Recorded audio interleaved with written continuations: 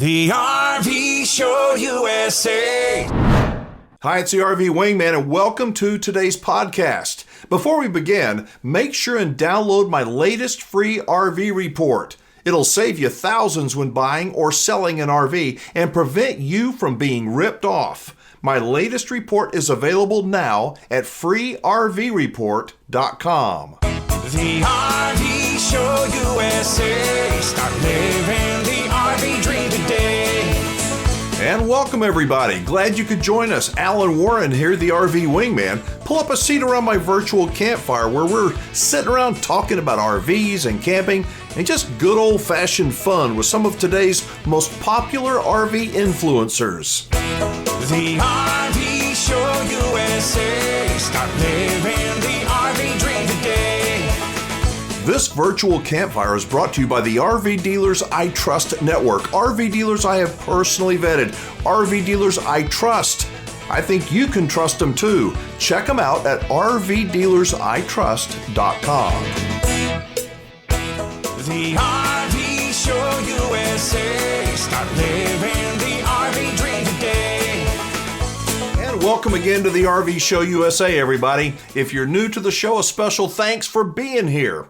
I'm your host, Alan Warren, the RV Wingman, and for the next hour, we're going to be talking about RVs and the RV lifestyle with a lot of great guests, including John DePietro from the Camper Report show. He's caught up with a solo woman RVer named Kathy Belge. Now, Kathy has one of the top 25 podcasts in the country about the RV lifestyle called Solo Women RV Podcast. And we have a special treat for you folks who enjoy listening to very wise people, because we have Dwayne Noel coming to us from his own campfire in Wyoming with some thoughts on how to better deal with people who may have experienced some real trauma and how those traumatic experiences may affect their families. Then on a lighter note, it's some tips from a full-time RVing couple on how to survive living together 24/7 in an RV without killing each other. Hey, don't laugh. Being that close to somebody 24/7 can be plenty wearing. So yeah, we got a lot of ground to cover, but we started off with our friend Jared from All About RVs to talk about 3 topics where the waters between fact and fiction can become a little bit murky. Sometimes there's great advice out there, sometimes there's information, and then there's sometimes misinformation. And so today I wanted to tackle a handful, just a few of the misinformation things that I hear out there occasionally and give you some of the details and information behind it to help set some of those straight. The first one is never leave your gray tanks open because you can get the smell, sewer smell, up into your RV through the sink. There's a couple of reasons why that's incorrect, and if you're getting a sewer smell inside of your RV, it might mean that you have more problems and something that you need to fix that will be helpful to know. Just a quick side note on that, it is the best way to do that is to allow some of that gray water to be caught in your gray water tank before you empty your black water tank. That way, when you empty your black water tank and you close that valve, you can then let your gray water go and it flushes out anything that was left in those pipes, kind of cleans it out and flushes it out. So that's an excellent way to do it, but you don't have to catch 100% of your water. So back to talking about those smells coming up through your sink. So each sink, in your kitchen sink, underneath the bathroom sink, in the shower, there's actually a P-trap. When those are going to the gray water tanks, there's a little trap in there that's gonna hold water so that way none of those smells can actually come up. As long as you have water in there, the smells cannot come up in there unless you have something else wrong with your plumbing. So it's actually impossible for the gases and those smells to come up through here because of that P-trap. Now we're talking about any time that you're using your RV. If it's sitting in storage and all that water in the P-trap evaporates, you can get smells that come up through there. But if you've used it any time recently, there's going to be water in that P-trap, and that's what's going to block any of those gases and odors from coming up to smell inside the RV. Another issue you could have is we often see in RVs is we see these cheater valves or an air admittance valve where you have a sink and they didn't have a way to be able to vent it. Everything actually needs a vent in plumbing so that wastewater can actually flow through those pipes. It's kind of like a straw. You know when you'd put your finger on the end of a straw and then you would let it go. Letting that water out by releasing the top of the straw is the same way a plumbing vent works in a system. You need to have it open on the other end so that water can flow. Now, the reason I mention these plumbing vents is because they do terminate on the roof of your RV, so they vent to the outside. But you could get that smell that comes down into a window, but it should not terminate inside of the RV, except for those cheater vents, the air admittance valves. So we have one underneath our bathroom sink, and the way that it works is if you use the faucet and air needs to enter the system so that that water can flush down, it has a little spring and a valve in there, a seal in there, so that when that air is demanded or needed, it allows the air to go through, and when that demand is gone, it seals back up. Now, if this was to fail, you had a failure in your plumbing system, you could get smells through that if you had your gray tanks open. So each one of these would actually be a failure or something that needed to be repaired in your plumbing system if you were getting smells inside of the RV, or it's a gust of wind that's bringing it through a window or one of the roof vents back down in, but it's not necessarily the smell of your gray tank just being open and coming up through the sink because of that P-trap. Oh, one last side note on that. Some people will create a little P-trap in their sewer hose connection outside, so that way none of the smells could even get close to the RV. Okay, the next one has to do with the RV battery disconnect. And so we've heard this from RV dealerships that they say when you get to an RV park, your destination, you're connecting in your RV to power, that you should disconnect the battery and let the converter supply all the 12 volt throughout the RV. I would actually say the opposite. If you're plugging in your RV at an RV park, leave your battery connected. For one, we're not seeing the same old converters, single stage converters that we used to in RVs. Majority of the time, we're seeing multi-stage converters out there on these RVs that aren't going to overcharge your battery, isn't going to boil them over and ruin your battery. So your battery is typically going to be safe if you have a multi-stage converter inside of your RV. If you lose RV park power, your fridge can auto switch over to propane. You still have the 12 volt for all the electronics in there to make that happen, so it can auto ignite and it can work off of propane and none of your food spoils. And the other thing about the disconnect is they don't always 100% disconnect everything from the battery. So some things might be working off the battery, some things might be working off the converter. It's better just to leave your battery connected to the converter and allow the whole system to work properly. Now, another piece of misinformation out there that I've heard before is adding the capacity of your hot water tank to your fresh water capacity. So if you had a 60-gallon freshwater tank and you had a 10-gallon water heater in your RV, you'd say that you had 70 gallons, which you're not really going to be able to have 70 usable gallons when you get out there. You have 60 in the tank and 10 that is always going to be there in the water heater. That's just because it's really impractical to try and use the water out of the water heater once you've exhausted your 60 gallons of fresh water. Once you've used the 60 gallons of fresh water, your pump is going to stop working. You're still going to have 10 gallons in your water heater and you don't really have a way to use it. I mean, I guess you could, after you've run out of water in the 60-gallon tank, you could turn off the water heater, switch it over to bypass, drain the water out of there, and then transfer that over into your fresh water tank, and then you wouldn't have hot water for the 10 gallons. But honestly, I bet hardly anybody would ever do that. So really, you still just have 60 gallons because the 10 gallons that you came out with in the water heater, you're gonna be going home with 10 gallons in the water heater when you go home. So if you have an RV salesman try and tell you it's extra capacity, that's really the whole story on that. Now, the last one I've heard at RV dealerships and truck dealerships, and it has to do with the towing capacity of vehicles and the weights of RVs. So when we bought our RV from Lazy Days, they actually did a good job with this. They asked our information on the truck, they wanted to check the towing capacity, the payload,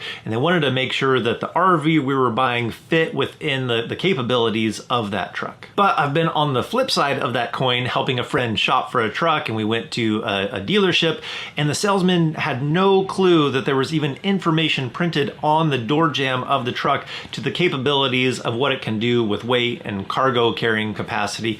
Had no idea that that information was there and didn't know how to help you size the truck truck to your RV. Now, I've also seen it at an RV dealership where the guy heard diesel and he didn't even care about the size or the capabilities of that specific truck and was just willing to sell an RV no matter what truck was there. And I've also heard people say, just get a dually and you can tow anything you want. Well, that really depends on the age of the dually, because if you look at an F350 from 2007 to 2021 and you look at the numbers, they are nowhere even close to each other. The 2021 has way more capabilities of what it can tow compared to 2007. That's easy to understand, but the important thing that I would want to communicate on this is to not just say diesel or dually or whatever. Is to be informed, look at the numbers, and work through that process. The main thing is I want you to be informed and have those resources available so that you can make informed decisions. That's some great info for sure, and I'm hopeful that Jared cleared up any confusion you may have about those nasty smells, to battery disconnects, to the towing capacity of your truck and RV combined. I'll bet if you asked 5 different salespeople at dealerships what do they recommend in terms of maximum size of RV you can tow, you'll likely get at least 3 different answers. As Jared says, knowing what you can tow cannot be overemphasized.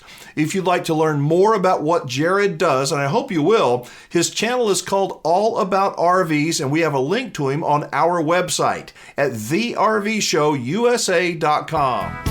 Helping you to learn so you won't get burned. He's back on the radio again. And welcome back to the show, everybody. Alan Warren, the RV Wingman, and we are having fun today. Now, this segment is for the ladies. In particular, it's about a podcast that's geared towards women and produced by a woman named Kathy Belge. Now, Kathy owns, produces, and hosts one of the top 25 podcasts in the country about RVing. It's called, well, Solo Women RV Podcast. Now, you may wonder, are there that many solo RV women out there that live in their RV? More than you probably imagine. And Kathy is talking about it right now with our friend John DePietro from the Camper Report. You know, the reason I have Kathy on, folks, is because she and her podcast, and that is called Kathy Solo Women RV, right? Yep.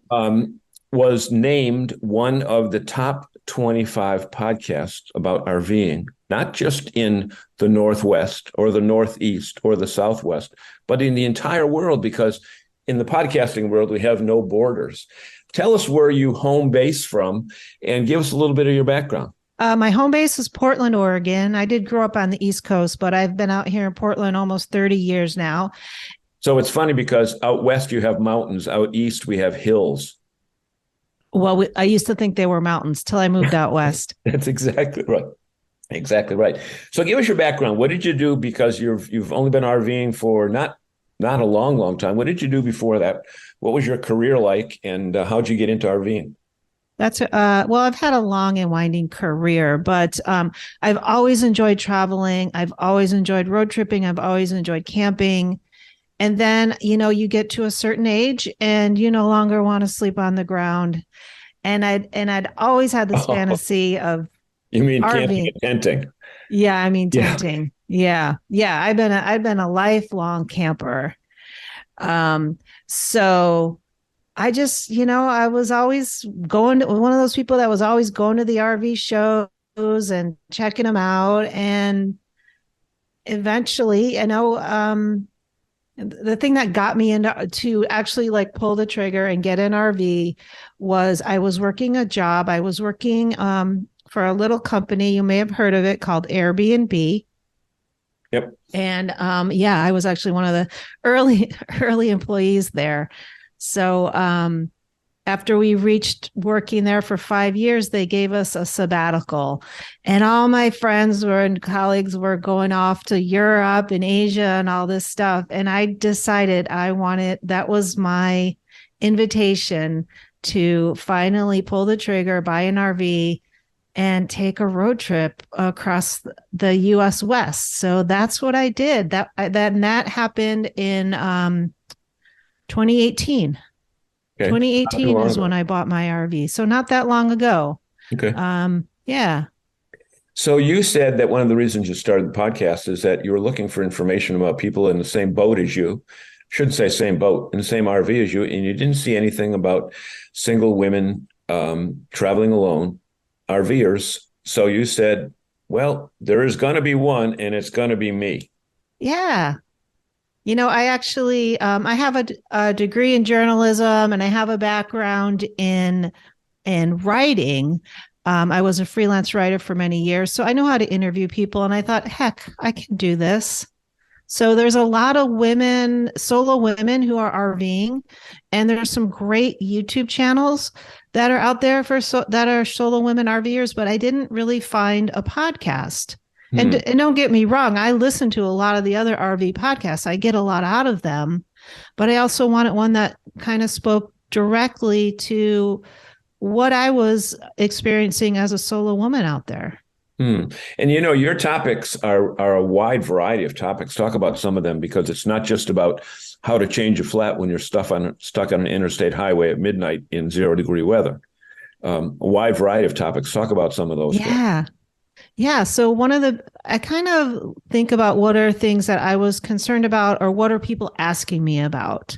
So, for example, a lot of people want to pursue this more of a full-time-ish. So I have a lot of information about working on the road and how to just different kinds of opportunities to make money, jobs, whatnot, that you can do to support yourself in this this lifestyle, I guess you would say. Right. Yeah. Right. Yeah. So that's one of the things I talk about a lot. I bring guests on. That's one of the things that I do. Is it's a guest show primarily. Every once in a while I'll do a solo show, but I like to bring people on and interview them and hear their stories. So that's one of the other things I do, is I just bring women on sometimes just to tell their story, how they got started, maybe how being a solo woman RVer has changed their life in some way. And I've had some pretty remarkable stories on there. Recently, I had a woman who was agoraphobic, so afraid to go anywhere. And she kind of overcame that and is now RVing. And I've had, people who have like an empty nester, a mom who was an empty nester, and just, now it's time to hit the road and go travel. So just, I love stories, and I like to hear how other people do it. And that's one of the things that I always talk about. There's no one way to do this. If you want to go off and boondock and that's your thing, or if you want to RV park it, that's great. Like, if you want to drive and travel all over the country, yay, good for you. Or if you just want to explore your own area, that's great too. Now, Kathy, let me ask you this question. Yeah. As far as the time that you've been traveling, I'll ask you a two-part question. Your biggest thrill and your biggest fear that you either encountered or you didn't encounter. Oh, okay.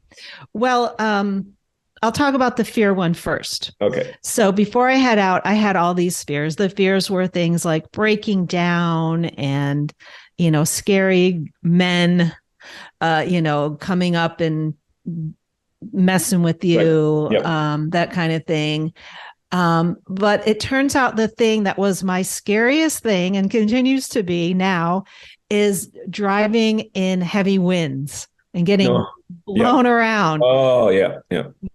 So that's not something that you hear about. That's not something people, I think about when they think, oh, you're going off as a solo woman. They're thinking about, all these scary things that could happen to you. And they're not thinking about the actual, like, what could happen while you're driving.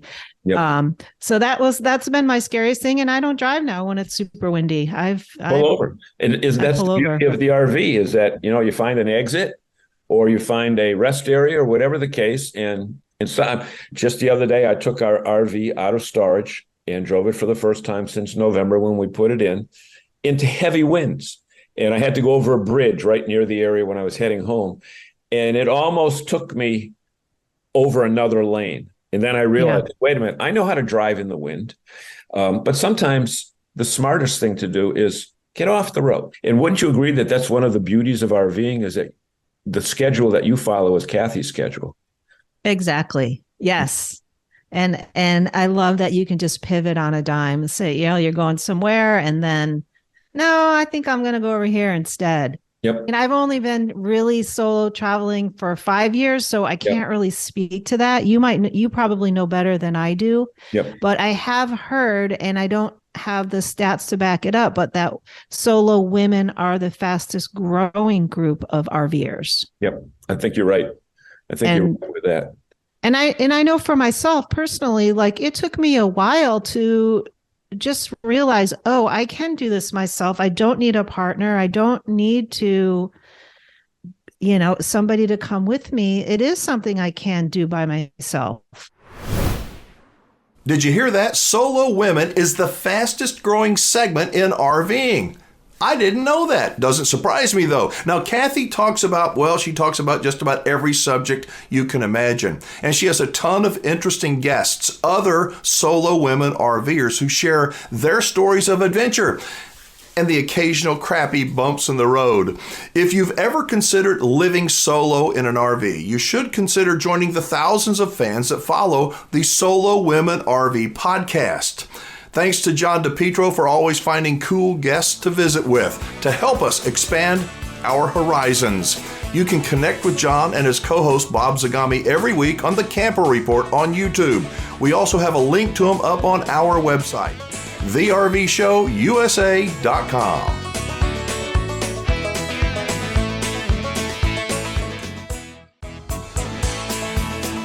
And thanks for being with us. I'm Alan Warren, the RV Wingman. If you are new to this show, you'll soon learn that I am a consumer advocate, but I'm also an RV industry advocate. But more than that, I try and be an advocate for truth, for responsibility. With our culture and society seemingly more divided than ever, the only way I see for all of us to move forward in a positive direction is by being honest, really honest, and open-minded, humble, with the willingness to understand others and make possible adjustments. Then we can move forward. Well, Wingman, what does that have to do with RVing? Well, I say if you listen to this upcoming segment with the Dry Creek Wrangler with an open mind, you may see some parallels with RVing, and it just may help you understand why some things are the way they are. I've had something on my mind for quite a while now. Now, I want to preface this before I share it with you. Number one, I'm going to be talking about and to men, all right? And that doesn't mean that I'm telling all the women go out on the porch. I just want you to understand that that's just where I'm at. Number two, there are some folks out there who are very bitter, and they're very hurt, and rightfully so. They're very defensive, and rightfully so. And if you don't stop and understand the heart with which I'm approaching this, then you're going to take this as a defense, as an excuse for poor behavior in a certain segment of the country. This is not defending anything or anybody. This is not excusing anything or anybody. This is just trying to understand. And sometimes if we can understand someone else's behavior, if for no other reason, it gives us a little bit of grace and a little bit of peace to understand that, okay? Now, I think my numbers are pretty close, but go look them up for yourself, check them out for yourself, okay? And I'm not saying they're exact, but I've been doing some research, and I think they're pretty close as long as I remember them and state them properly. In 1865, yeah, we're going back that far. In 1865, the American Civil War ended, and the total casualty count was about 620,000 men. I know women died in the Civil War, but we're talking mostly combatants here, and we're talking men. 620,000, that was 2% of the entire population of the United States. To put that in perspective, if we lost 2% of the entire population of the United States today in men, it would be 6,600,000 men. If we lost the same percentage today, it would be 6,600,000. That's a lot. But for a lot of those men that didn't come home, they were boys without a father. And just as important as that, many of the fathers who did come home, or the men who did come home and then fathered children after that, were damaged inside. If you haven't, you should do a little bit of research. Just pick 2 of the battles. Pick the Wilderness Campaign. The Wilderness was exactly what it sounded like, and in the middle of that battle, there was a forest fire started, and the soldiers that were wounded were in the middle of that forest fire. It was horrific. Look up the Battle of Antietam. Do some research on how horrific. I mean, war is always horrific, but how bad it was back then. Then imagine if you spent 4 years, because they didn't rotate through in 2 years back then. When they signed up, they were there to the duration of the war, unless they got wounded and had to come home. So imagine spending 4 years in that hell. Imagine what that does to you psychologically. Imagine what it does to you mentally. And you come home, you go back to the farm. When you left, you had a little 4-year-old son. You come back, he's 8. 4 years without a father, and then you trying to get through and survive what you went through and bottle that up and just go back to normal life, raising your children, training your children, teaching your children, providing the tenderness that your wife and your children need. I mean, there was no understanding of PTSD back then. There was no counselors. There was nothing. You just went home, you bottled it up, and you dealt with it as best you could. In 1917 or 1918, we went into the United States joined World War I. I think our casualties in World War I was like 55,000. That all had an impact. There was families back home that were impacted. They were impacted by fathers who didn't come home or fathers who came home damaged. Then we went into World War II. Our casualties in World War II was over 400,000. That's not just 400,000 men that lost their lives or were physically wrecked. That's 400,000 families. That's 400,000 sets of parents or sets of children or wives that were affected. The ones that made it back. Can you imagine the kind of father that these children had come back home? And it's not like the dads wanted to be that way. It's not like they wanted to shut up and to close off and to come apart. But how do you deal with that kind of trauma? How do you deal with those kind of demons that keep you awake at night? The things that you saw, the things that you did, the things that were done to you, the things that you witnessed that were done to civilians. This is generation following generation following generation. Then we sent our boys off to Vietnam. And when they came home, they didn't receive a parade. They were reviled, they were spit on, they were ostracized. And then we turn around and we look at an entire generation. If you want to make me disrespect you, if you want to make me angry, very, very angry at you, I won't say anything and I won't do anything, but if you want to drop a lot of notches in my estimation, turn around and look at some older fella and call him a boomer with disrespect. A lot of these men came home and they had no control over their lives.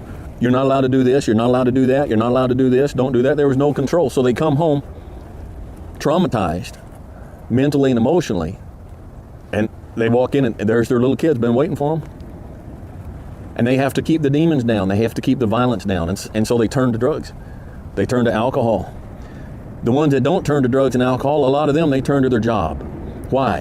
Why did you have a whole generation of fathers that were just totally distant, who did not connect with their wives, who did not connect with their children, who worked 60 and 80 hours a week to make a living, to make a job, to come home exhausted, to get up and go back to work again, because that was something they had control over. That was something they had a say in. That was something they could put all their focus in. So they weren't focusing on something else. And yeah, the children paid the price. And a lot of times those children, they grew up and we sent them off to war as well. You don't know what somebody has gone through. Now, some people come out of it, some people overcome it. They find what they need and they get through it, but a lot don't. But this country has been sending the men of this country off to war for generations, for decades. And these men have gone, and if they didn't die, they come home and do the best they can and try to pick up and raise the next generation, which we then turn around and send off to war. And then those poor kids come back, and what do? We don't help them. They don't get help. They're damaged psychologically, they're damaged emotionally, but yet they have to raise the next generation of kids, which we then turn around and send off to war.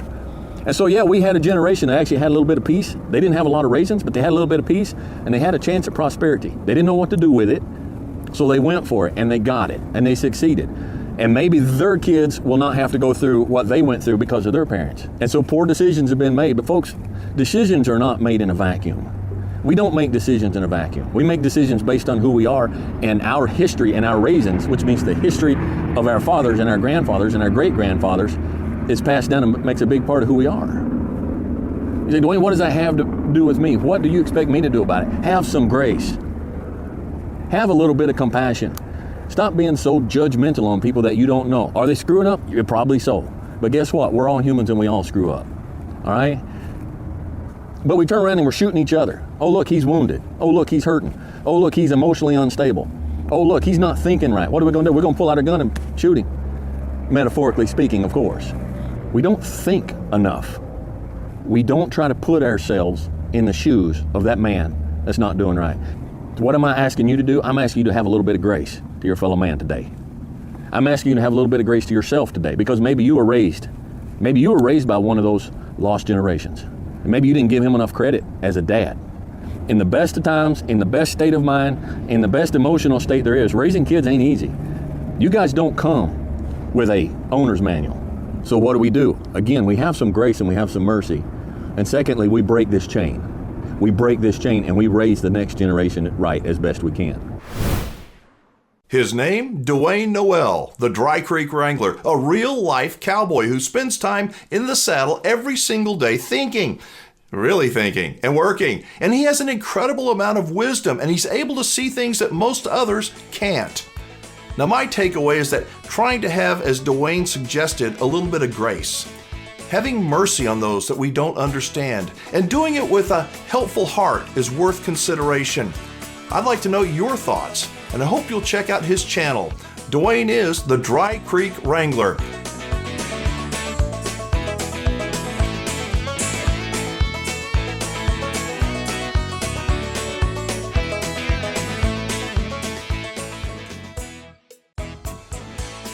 Hey, it's the RV Wingman, and before we roll into our next segment, I want to invite you to join me around my virtual campfire on YouTube. That's right.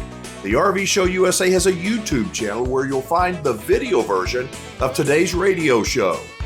And welcome back to the show. Right now we're going to talk about something that, well, may sound like a joke, but it is not.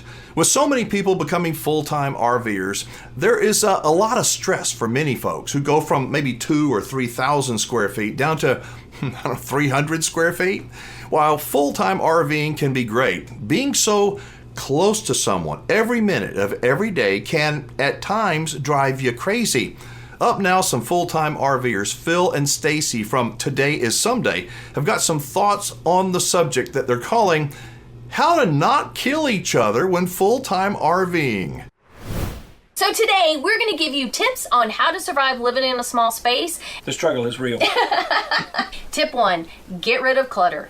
Not only does it just make the space look messy and dirty, but it's really very dysfunctional. So getting rid of all the clutter in your face will actually calm you and relax you. And sometimes you need that calm. Yeah, when it's staring you right in your face, I just can't stand clutter. So that helps me keep my sanity somewhat, Stacy. Get organized. That's going to help you keep your sanity. Know where everything goes in the RV. Create storage everywhere you can. Being organized and having enough storage for your belongings and your partner's belongings are really important. So being strategic, finding those extra little storage places in the nooks and crannies of your RV will be important. Use all of your cabinet height and width. It's going to help you a ton. All right, I'll let Phil take this one since he's much better at this than I am. Clean as you go, especially in the kitchen. As most of you know, RVs don't have an abundance of counter space. I like to clean as I'm cooking. So when I'm done with an item, I put it in the sink, I'll clean it, and then put it away while I'm still cooking. Others in my tiny living space don't do that.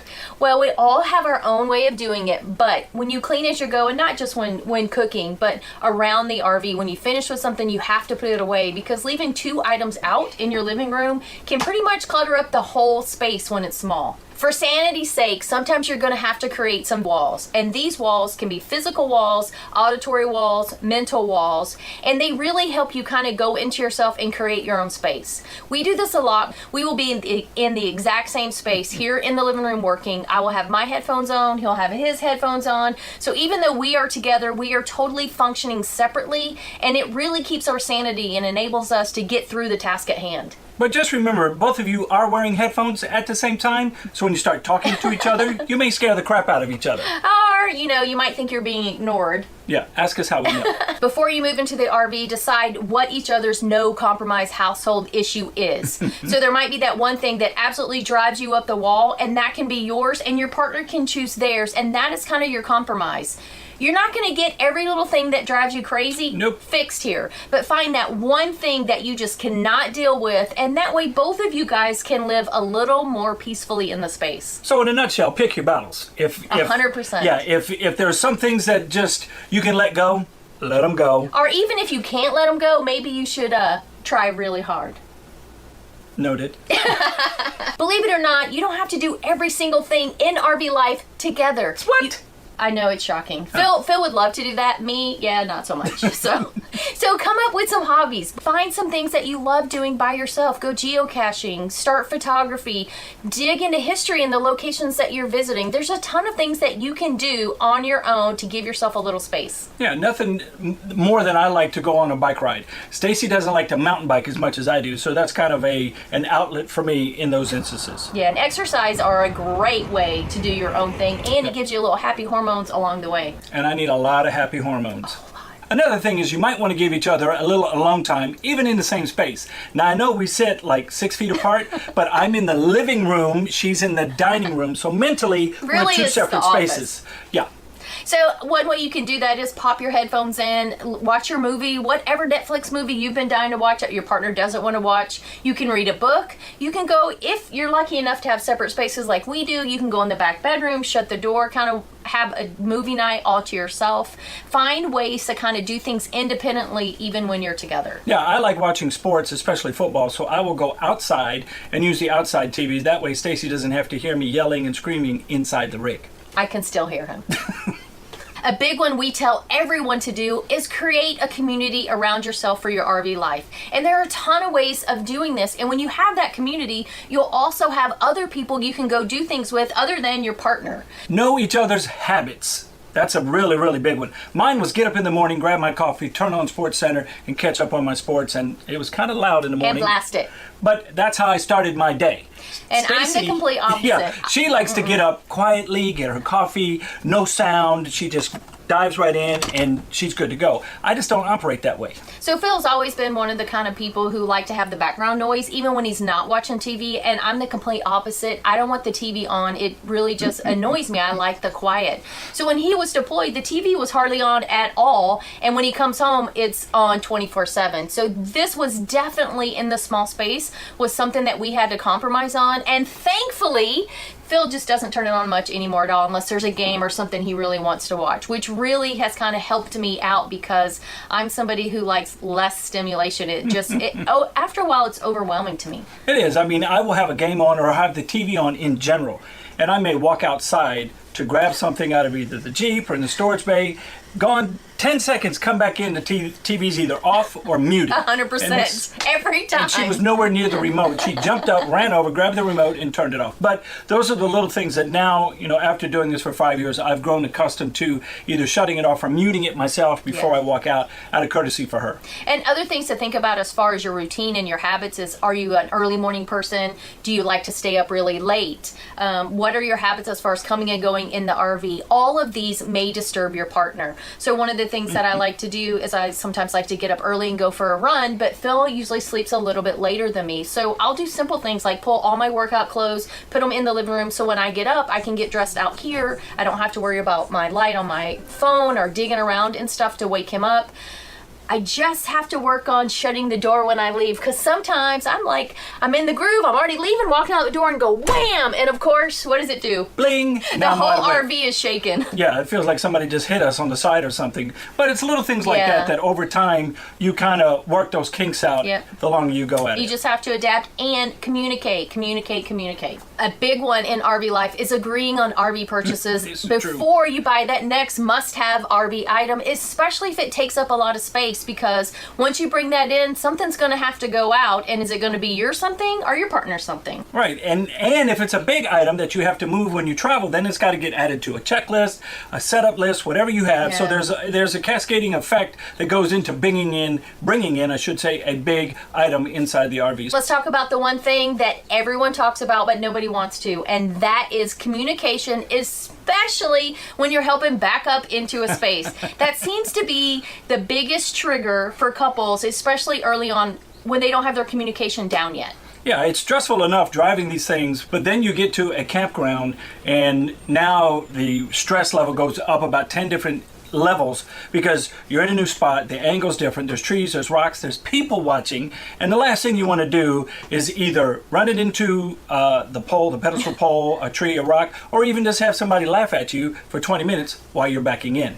So we really advise everyone to get their own communication down beforehand. And there's a couple ways you can do it. You can use cell phones, walkie-talkies, you can actually be verbal, or you can give hand signals. It doesn't matter which one you decide, but know up ahead what exactly you're going to do and what your cues are. The only thing we really advise is try not to use left and right, because your left is not going to be your partner's left. So try to say the pedestal side or the driver's side or the passenger side. Talk about it ahead of time. Let each other know what the goals are for parking, exactly where you want to line up, and then hopefully nobody's going to be sitting eating popcorn watching the show when you back in. And putting up scorecards because you failed miserably.